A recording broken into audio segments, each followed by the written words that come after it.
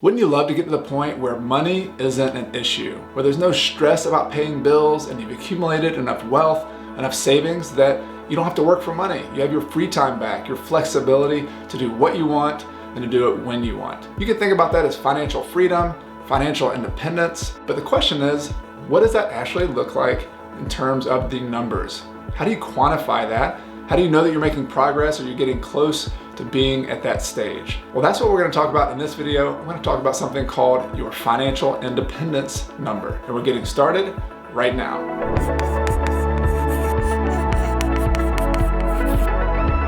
Hello, my name is Chad Carson. You can call me Coach, and this channel is all about investing in real estate, achieving financial independence, and doing more of what matters. If you're new here to the channel, be sure to hit that subscribe button and a little bell so you don't miss anything. I have new videos that come out every Friday. And if you like this topic, be sure to hit the like button and help me spread the word on YouTube. I'm now gonna go behind the camera and draw a little bit, which I like to do on this channel, and explain what I mean by the financial independence number and how that can apply to your life. So the first and most important concept that I wanna show you here is, what do I mean by the financial independence number? You could also think about that as the FI number. You might hear people describe it that way. And it basically is this really simple formula. Your investment income, or you can think about it as your wealth, is greater than your personal expenses. Let me say that again. Your investment income, so the money that comes from your investments, your wealth, is greater than your personal expenses. Now, it sounds really simple, but let me kind of explain what I mean by that.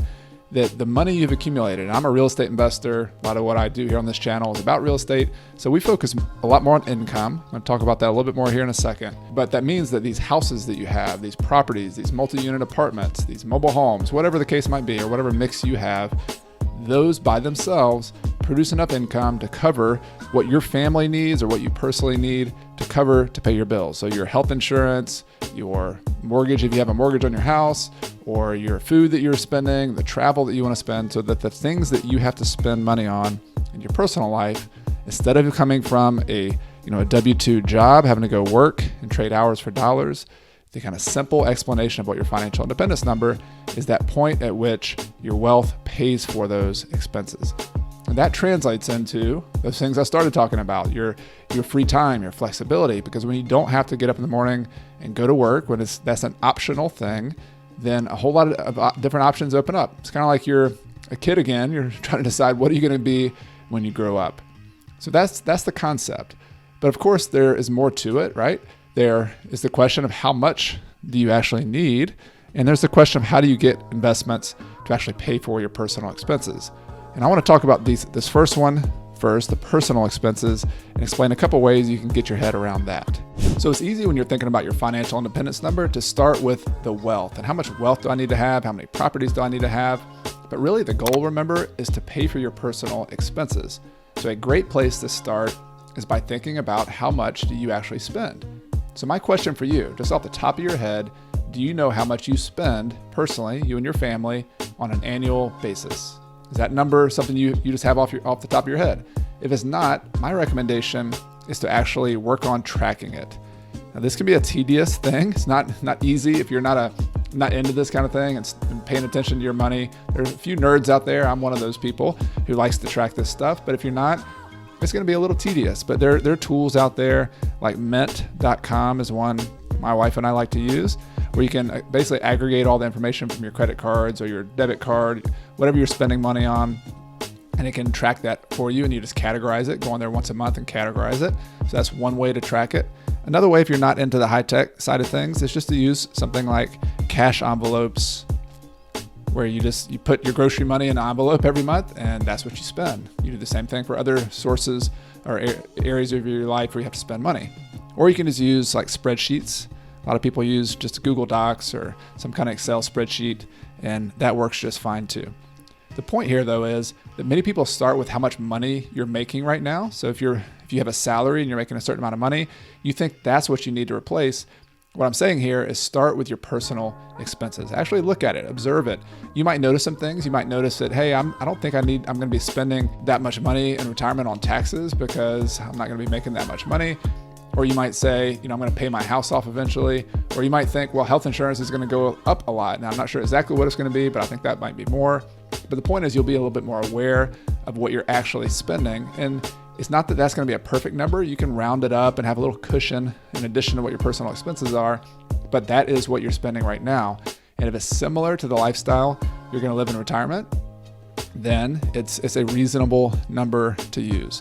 So it's just, you got to start somewhere. You could try to, figure out every single thing that's going to change over the years, but it's a good place to start. Use your personal expenses instead of your income.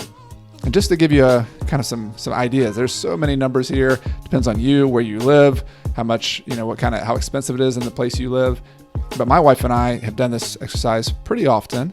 And, I'll give you some context. Right now we've paid off the mortgage on our house. So we don't have a mortgage payment anymore. We still have taxes. We still have insurance. We still have groceries, all the normal things our kids do, activities. But our kind of baseline number, just kind of the minimum number, is around $3,000 per month. And we live pretty, not high on the hog or anything. I drive used cars, I pay cash for those. So we're a little more in the frugal camp. If I had to say, hey, what's a comfortable number where I know we can do some extras, some travel, just all the little extras we want to do, I feel very comfortable at $5,000 per month. And that's including paying for things like health insurance as well.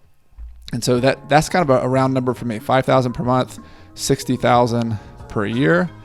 But I have friends and who I talk about this with, money friends who are in different camps. I have some in the 30 to 40 grand per year, 40K per year. I have some in the 100 to 150,000 per year. And so there's no right number saying you should be here, but figure out what that number is and have that as a starting point, because that'll make the next steps, talking about how much money you need to achieve that financial independence number, a little bit easier. So once you've at least got a rough number, an estimate of your personal expenses, that you know what you're spending now, and then you can at least just project that a little bit out in the future and say, that's approximately what I'm going to shoot for my personal expenses. You now ask the question, how much wealth do I need to have income such that I can pay for those expenses without having to work at a job? So there's a couple of different ways to think about this, and it's going to depend on your approach to investments, really.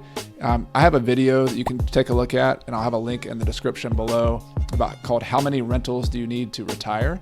And it's actually very simple with real estate. We think about it a little bit simpler when you just have to figure out how much cash flow do I produce from one rental property, particularly if it's paid off. You pay off the debt. It's a very simple situation, low risk.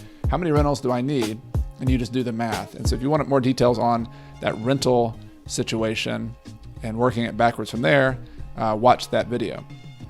More traditionally, the way a lot of people think about it, and I would run both of these scenarios just to figure out what you're shooting for. A lot of people use something called the 4% rule. And there were some studies done by financial planners, I believe in the early 90s, something called the Trinity study, where they looked at people who were in their 60s and how much money. They ran a lot of different scenarios to figure out how much wealth would have lasted them through their retirement years. So they're living off of their wealth, and how do they know they're not going to run out before they run out of money before they run out of life? And they came down to, approximately 4% was a good number. So what that means is if you had $1 million, you could take out 4% of that, or $40,000 per year, and that would be enough that it would last. So if you took out $60,000 or $80,000 per year and you had $1 million, you would be less likely to still have money left when you needed it. So 4% was sort of a round number. Now, is that the right number? Is it not? There's a bunch of different forum threads you can read about that, articles. I'm happy to share with some in the comments if you want to ask about that. But the point is just using either that number, or if you're more conservative, you could take out less. And there are people who are thinking that's a more reasonable thing to do. You could say, all right, I need to take out 3% instead of 4%. Or if you're more aggressive, like with rental properties and some of the things I'm doing, I've been able to buy properties with no debt on them that produce about a 6% return, in a conservative, nice, good location. So maybe I use a 6% rule instead, which means I can have to accumulate less wealth. So let me show you what that means. With a 4% rule, let's say, and I'm going to change the number here. Let's say I wanted to have that number that I mentioned before, $60,000 per year. I wanted to cover that much in personal expenses. Using the 4% rule, you just do the math. 60,000 divided by 4%, or another way of thinking about that, 60,000 times 25. It's just the inverse. 1 divided by 0.04 is 25. So 60,000 times 25 is $1.5 million. So you would need to have 1.5 million in investments that you could take out 4% and get 60,000 per year. Or if you're using the 3% rule, I'll do the math for you again. I did it ahead of time. That's about $2 million. If you were using 6%, being a little bit more aggressive, then you would need $1 million. That's just kind of easy math. 6% of 1 million is 60,000.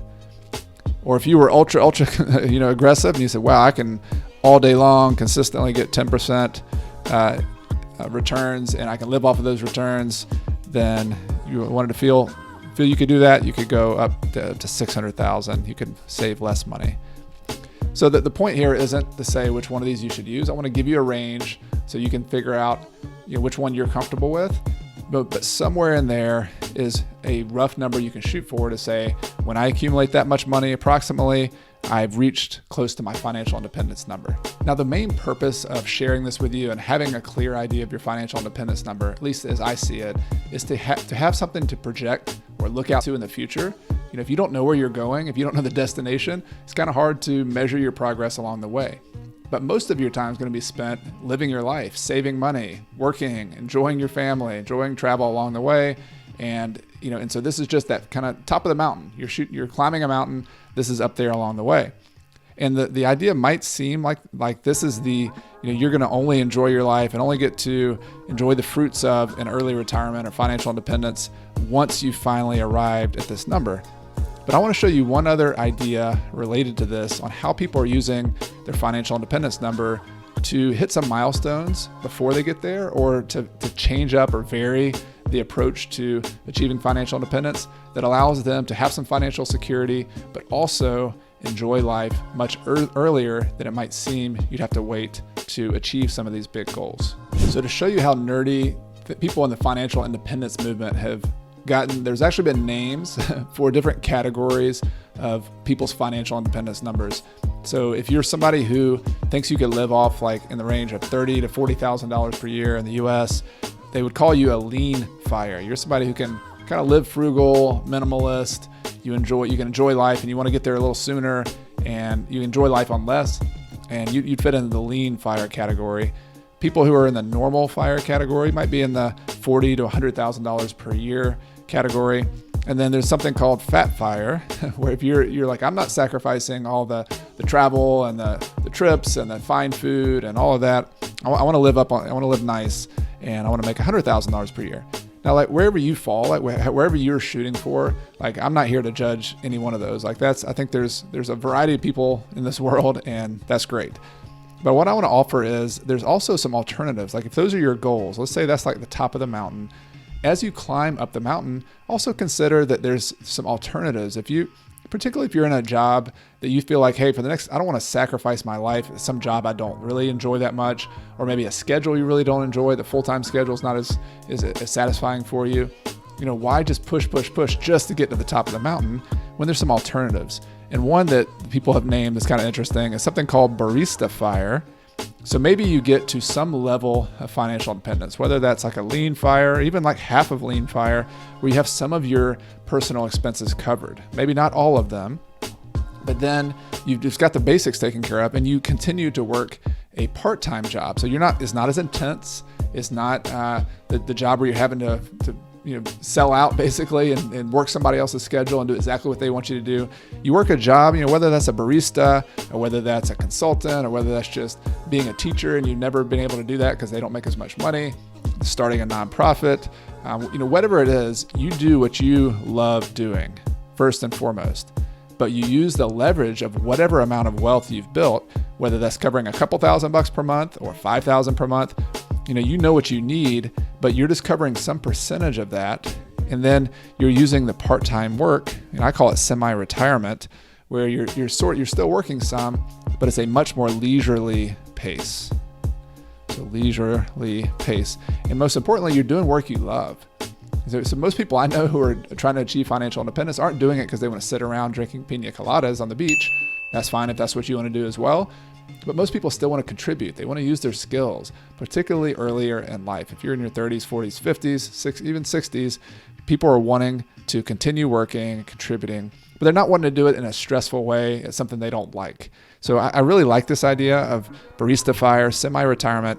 Use the wealth that you accumulate to give you leverage to only do things and spend your time on work you love, and use a little bit of income. This might be $15,000 a year, $30,000 a year, or whatever number, happens to be for you.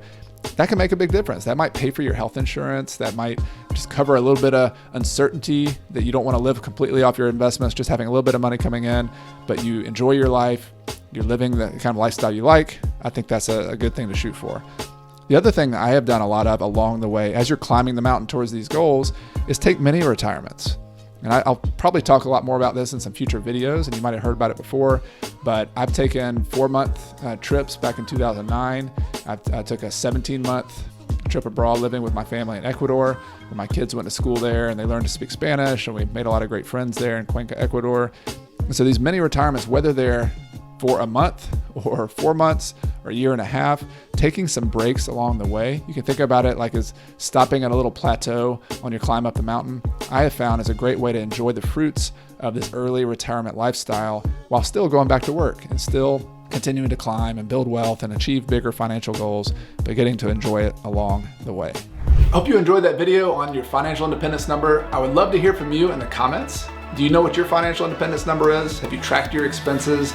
Or have you thought about how much wealth you might need to accumulate to achieve financial independence? Are one of those milestones, those sub-milestones, interesting to you, whether it's barista fire, semi-retirement, mini retirements? I'd love to have a discussion with you in the comments section. And if you're new to this channel, be sure to hit that subscribe button and the little bell so you don't miss anything. I have new videos coming out every Friday morning at 5 a.m. And if you like this topic of financial independence, I think you'll like my playlist where I have my video on how many rentals you need to retire. I have an interview with people who've achieved financial independence like Mr. Money Mustache. I talk about how to not run out of money in retirement and different strategies to accomplish that. So take a look in the description of this video. I also have a video, picture of the video here coming up in a second that you can click on. My name is Chad Carson. You can call me Coach, and you've been watching Coach Carson TV, which is all about achieving financial independence, investing in real estate, and doing more of what matters. See you next time.